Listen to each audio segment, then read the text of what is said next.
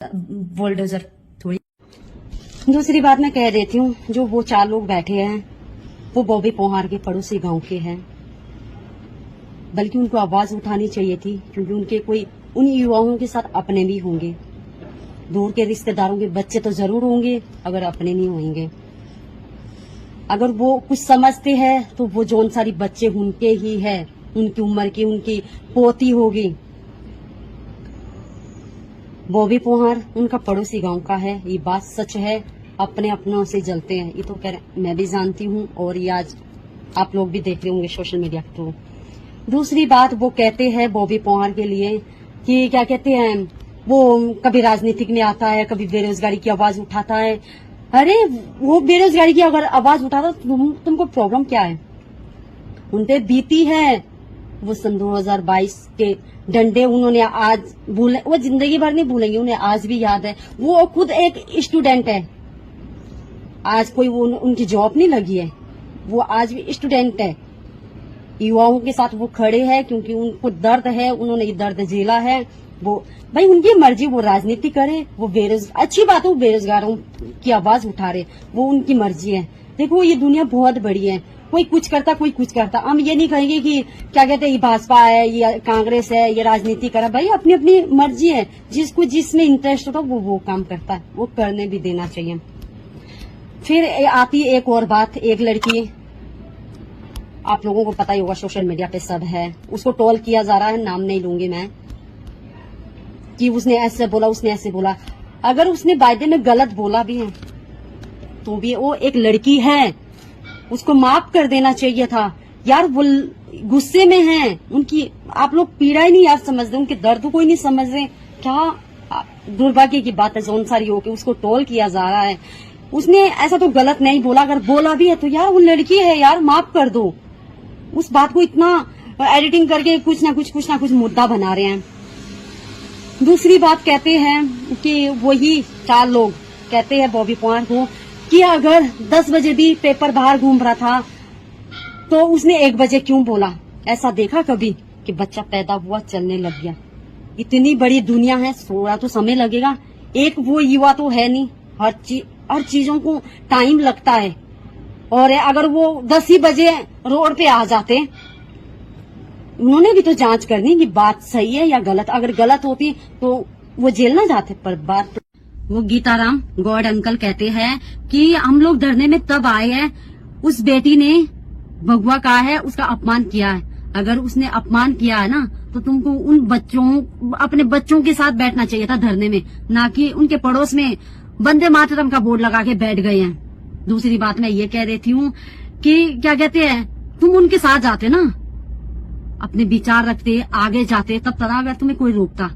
वहाँ हजारों करोड़ों लोग आ रहे हैं, अपनी अपनी बात को रख रहे हैं और क्लैपिंग कर रहे हैं उनके लिए। कोई बोल नहीं रहा है कि क्लैपिंग करो, इसने अच्छी बात कही है, वो सुन रहे हैं, अपने आप ही क्लैपिंग कर रहे हैं युवा। ठीक है, तुम तो 4 लोग हैं और एक दूसरे को इशारा करते, क्लैपिंग करो, आगे पीछे कर रहे हैं। अब तू बोल, एक बंदा उसी टाइम गांव से पहुंचता है, क्योंकि वो हाथ भी मिला रहा होता है और बोलता है अभी पहुंचा हूं मैं, क्योंकि जनसंख्या उनकी बढ़नी चाहिए ना, जनसंख्या भी तो बढ़ेगी। जब फोन करेंगे तभी तो आएंगे। फोन किया होगा, आ गया वो बंदा, तो उसको भी कहते हैं इस वीरेश भैया से, इससे भी पूछो, इससे भी पूछो। तो वो उससे वीरेश भैया पूछते हैं, रिपोर्टर, न्यूज रिपोर्टर, और तो पूछते उनसे भी। तो वो कहता है कि वो गीताराम अंकल, किसने हमारे गांव में ये भी करा, हमारे गांव में ये भी करा। अरे वो कोई अनोखा है, उसने पहली बार किया होगा शायद तुम्हारे लिए, तब तुम कह रहे हैं। सबके गांव में सब लोग करते हैं। वो तो मंत्री है, लेकिन अगर प्रधान भी होता ना गांव का, वो भी करता है, पेंशन लगाता, हेल्प करता भी है, ये उनका। ठीक है, उनको आगे से पैसे दिए जाते, गवर्नमेंट देती है। ये कोई एहसान नहीं है कि इसने ये करा। और पहली बात तो ये तो यहाँ पे बात ही नहीं होनी चाहिए थी कि गौड़ जी ने हमारे गांव में ये भी करा, गांव की तो यहाँ बात नहीं हो रही है। दूसरी बात और कह देती हूँ मैं, जो वो गॉड अंकल कहते हैं कि क्या कहते हैं बॉबी पोहार के लिए, पहली बात तो वो हिंदू नहीं है। अगर वो हिंदू होता ना तो ऐसा लाल धागा पहनता। अरे अंकल जी, हमने तो कभी नहीं देखा लाल धागा बांधते हुए, हमने काला जरूर देखा है। अगर किसी ने लाल पहना, पीला पहना है तो वो अपना शौक होता है। तुम धागों की तुलना कर रहे हो, अभी कोई धागों की बात हो रही है? आप मुझे जवाब देना अगर आप मेरी वीडियो देख रहे होंगे। एक और बात कह देती हूँ मैं, वीरेश भैया उनसे सवाल करते हैं उसी नीरज भैया वही देता है जवाब, ज्यादातर उसी को आगे पीछे करते हैं, बाकी तो वर्ड बढ़ा जाते हैं, उनकी शक्ल ही काली हो जाती है कि अब क्या बोलूं अब क्या बोलूं। तो वीरेश भैया कहते हैं कि जांच, सीबीआई जांच होनी चाहिए, दूध का दूध पानी का पानी हो जाएगा।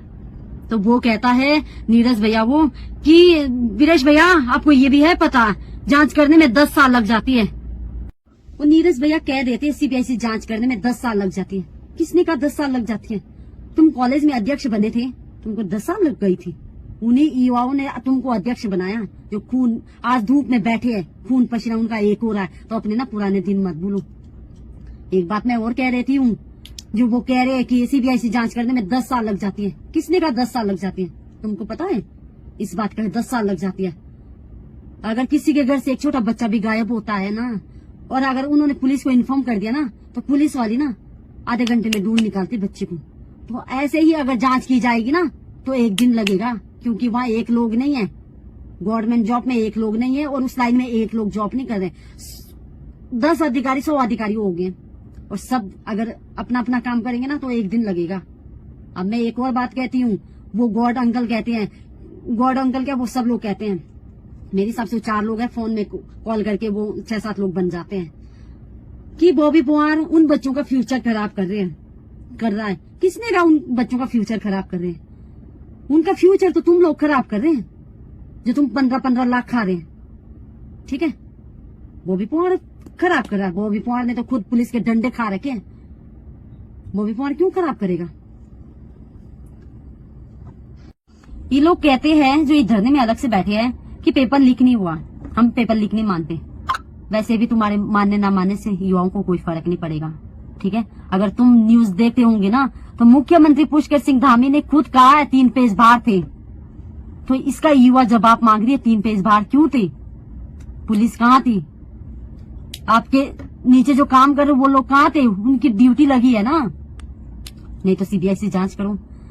भाई मुख्यमंत्री पुष्कर धामी ये क्यों नहीं बोल रहे कि हजारों युवाओं के साथ खिलवाड़ हो रहा है, घोटाले हो रहे हैं मिलीभगत से? मिलीभगत आप समझ रहे होंगे, जो आज ये धरने में बैठे ये भी मिले हुए हैं। भाई इन्होंने पैसे देने भी और पैसे लेने भी हैं, इसलिए ये लोग कह रहे हैं। अरे उनसे पूछो जो 6-6 साल 7-7 साल तक पढ़ाई कर रहे हैं, फिर एग्जाम आते हैं, फॉर्म भरते हैं, कि उनको खुशी होती है जब वो फॉर्म भरते हैं, जब वो पेपर देने जाते हैं उनको बहुत खुशी होती है। लेकिन दुख तो तब हो रहा है जब वो पेपर देके और उन्हें घर पहुंचते ये सुनने में आता पेपर लीक हो गया। और जब वो लोग 0.5 से बाहर होते हैं, 1 नंबर से बाहर होते हैं, वो उनके दिल से पूछो या उन माँ बाप से पूछो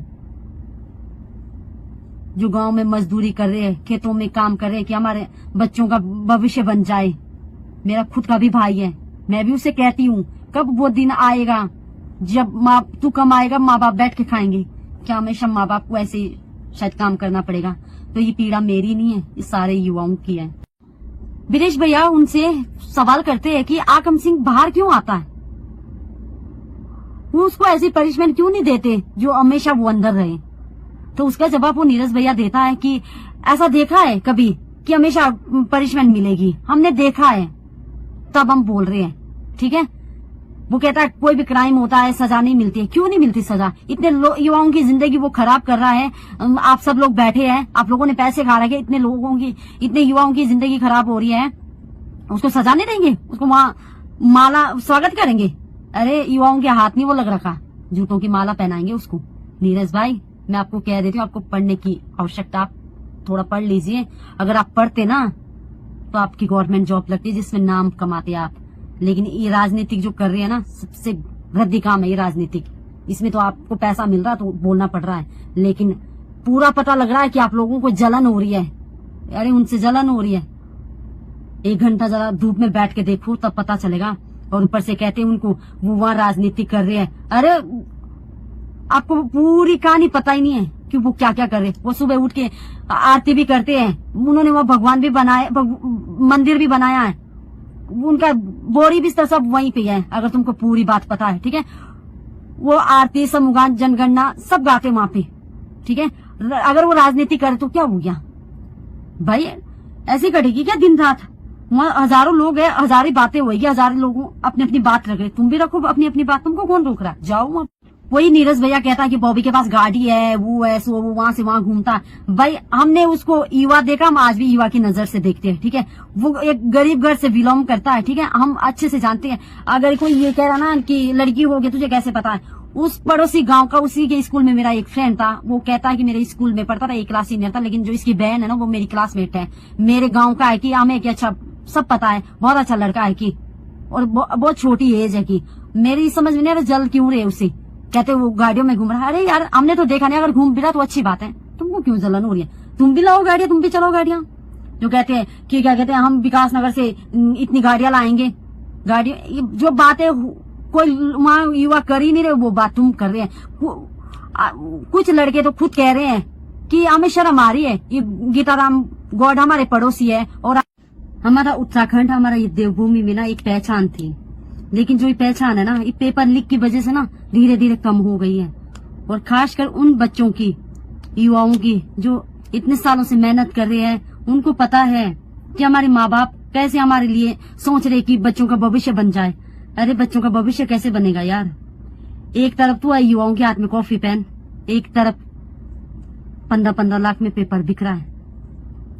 पर मैं ये भी कह देती हूँ, पेपर लीक की वजह से ना बच्चों का जो पढ़ने का मन है ना वो भी कम हो गया, इंटरेस्ट खत्म हो जाएगा। क्यों? क्योंकि वो लोग इतने सालों से मेहनत कर रहे हैं, 15-15 घंटे अपना लाइब्रेरी में दे रहे हैं, पार्ट टाइम जॉब करते हैं, कोई नाइट में जॉब करता है, भाई जो करता है ना उसको पता होता है। अभी भी अगर वो लोग धरने में बैठे हैं ना, तो वो अपनी जॉब छोड़ के बैठे हैं कि यार इधर हमारा भविष्य बनेगा, प्राइवेट जॉब करके हमारा भविष्य नहीं बनेगा। वो तो हम एक अपने गुजारे के लिए जॉब करते थे। युवाओं का जो प्रदर्शन है ना, अब तो ना युवाओं को सचिवालय में जाना चाहिए, न्याय जरूर मिलेगा, हटना नहीं है। जो ये लोग धरने में बैठे हैं ना अलग से, इनको तो युवाओं के सपोर्ट में होना चाहिए था। इनके तो खुद के भी दूर के रिश्तेदार, इनके खुद के भी बच्चे हैं, पर 15-15 लाख लिए होंगे ना, उसको भी तो चुकाना होगा। ये लोग बॉबी भाई को टारगेट कर रहे हैं कि उसने डीएम को नहीं बोला, उसने कप्तान को नहीं बोला, उसने एसएस को खबर नहीं दी। तुमको पता नहीं दी, ऐसे ही पहुंच गए वहां इतनी करोड़ों की जनसंख्या। युवा लोग ऐसे ही इकट्ठे हो गए, कहते उसने बुलाया है। अरे उसने बुलाया नहीं है, उन युवाओं पे इतना जोश है, इतना आक्रोश है कि मैं मीडिया वालों से कह देती हूँ कि सवाल ना सोच समझ के करना। जो मीडिया वाले से लफड़ा हो गया था ना, जो मीडिया वाला चिल्ला रहा था कि मेरे को मार दिया, मेरे को मार दिया, ये तो मैं प्राउड फील करती हूँ हमारे उत्तराखंड वालों पे। कभी किसी पे ऐसे हाथ नहीं उठाते, अगर कोई आया तो उसे मार पीट के नहीं भेजते हैं। जो कुछ बोलते हैं वो मुंह से बोलते हैं। वो मीडिया वाला कह रहा है इन्होंने मेरे को मारा, इन्होंने मेरे को मारा। अरे आपको ये भी है पता, अगर वो लोग मारते ना तो जो मुंह से शब्द निकाल रहे हैं ना इन्होंने मुझे मारा, तो वो भी नहीं निकल पाता। जैसी भीड़ वो देहरादून परेड ग्राउंड में लगी है, युवाओं की आवाज को ना सब लोग दबाने में लगे हैं। जो ये टारगेट कर रहे हैं ना, टॉल कर रहे हैं बॉबी पंवार को, जो उनके साथ ही है, युवा लोग है। अरे तुम लोगों ने पैसे खा रखे तब तुम ऐसा बोल। एक और बात कह देती हूँ मैं, दुर्भाग्य की बात है ये तो, जो हरिद्वार से 4 बस लाई है बच्चों की, दिमाग देखो। सही तो उस लड़की ने भी कहा है, उसको टॉल कर रहे हैं। जो बात अक्सर ना सच्ची बात ना इंसान को छुपती है। कैसी यार बेला फुसला के लाया उन बच्चों को, और किसके लिए लाया कि तुम ये नारा लगाना कि क्या कहते हैं पेपर लीक नहीं हुआ, पेपर लीक नहीं हुआ, पेपर लीक नहीं हुआ। तो ऐसे ऐसे तुम्हारे साथ और भीड़ भी इकट्ठी हो जाएगी। इसी के पीछे एक और बात मैं और भी कहती हूँ, रुद्रप्रयाग में एक लड़की अपना वीडियो बनाती है और कहती है कि क्या कहते हैं मैंने भी इसका पेपर दिया था, और हमारे जिस रूम में मैंने पेपर दिया था उस रूम में अच्छे से सारी परीक्षा हुई थी, और तो मैं चाहती हूँ जल्दी से जल्दी रिजल्ट घोषित किया जाए। अरे बहन, तूने क्या 15 लाख खाए? अगर तुझे 15 लाख दिए जा रहे हैं ना, तो वीडियो थोड़ी ऐसी बना कि लोग पहचान ना पाए कि तूने 15 लाख खाए हैं। ठीक है, बाहर जाके देख, बाहर युवा धरने में बैठे तेरे पड़ोस में, वो कहते हैं कि पेपर लीक है, पेपर दोबारा किया जाए। कौन कह रहा है कि पेपर लीक नहीं है? अरे तुझसे तो कोई वीडियो बनवा रहे हैं, ऐसे बोल, तुम्हारी तो शक्ल से पता चल रहा था। आज का ना 26 है आज तारीख। जब मैं आज का न्यूज़पेपर पढ़ रही थी ना, तो मैंने सोचा कुछ ना कुछ यार हमारे उत्तराखंड के बारे में लिखा होगा। तो जब देखा ना तो बस बेज्ञापनी, दिवाली की न्यूज, मतलब कुछ भी उत्तराखंड के बारे में नहीं था। मतलब पेपर के बारे में। और इसके पीछे मुझे एक बात और याद आती है, वो नीरज जो अध्यक्ष था देहरादून का, मासिचू का, वो कहता है कि पुष्कर सिंह धामी ने ना ये ऐलान कर दिया है कि 4 साल तक मैं भर्तियां नहीं निकालूंगा। पहली बात तो ये है कि हम भी न्यूज चैनल देखते भी, चलाते भी हैं, सोशल मीडिया में आजकल सब लोग हैं। उन्होंने ऐसा नहीं बोला। अगर तुम्हारी तरफ से ये है ना कि ऐसा बोला है, तो तुम्हारे भी भाई बहन पढ़ते होंगे, उनको कहना कि 4 साल तक कहीं और जगह व्यवस्था कर लेना, भर्तियां नहीं आएगी। जो युवा लोग धरने में बैठे हैं ना, वो लोग वैसे भी मेहनती लोग है, वो अपना पेट पाल लेंगे। पर तुम कैसे पालोगे अपना पेट? तुम्हें तो कोई और दे रहा ना आगे से भी, तब तुम भी तो तब पालोगे पेट जब तुम्हें आगे से मिलेगा। अब जो ना मैं अपनी बात खत्म कर रही हूँ, अपनी वीडियो को यहीं पे एंड करती हूँ। इसी के साथ मैं एक लास्ट बात कहती हूँ कि युवाओं को मैं यही कहती हूँ कि डट के रहना है, पीछे नहीं हटना है, अभी नहीं तो कभी नहीं। ये नारा आपका है, मेरा नहीं।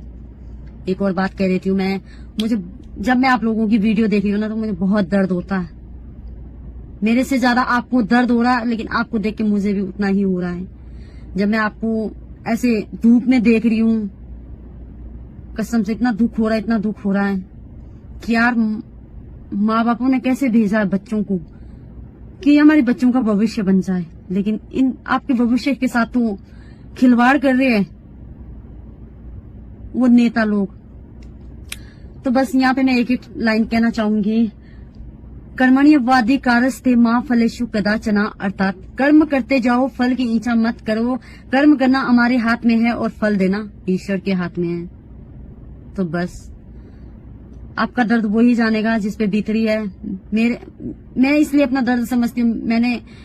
मैं इस सिचुएशन से गुजरी हूँ क्योंकि मैंने भी जॉब करी है, कैसे जॉब की जाती है और फिर उसके बाद खर्चा चलाना, महाभारत होता है ये चीज। घर से ना मिलना उनके लिए बहुत मेहनत लगती है। तो बस मैं यही कहूंगी, अपने मन को कमजोर मत समझना। और उसके लिए मैंने एक लाइन सुना दी, आपको थॉट दे दिया है।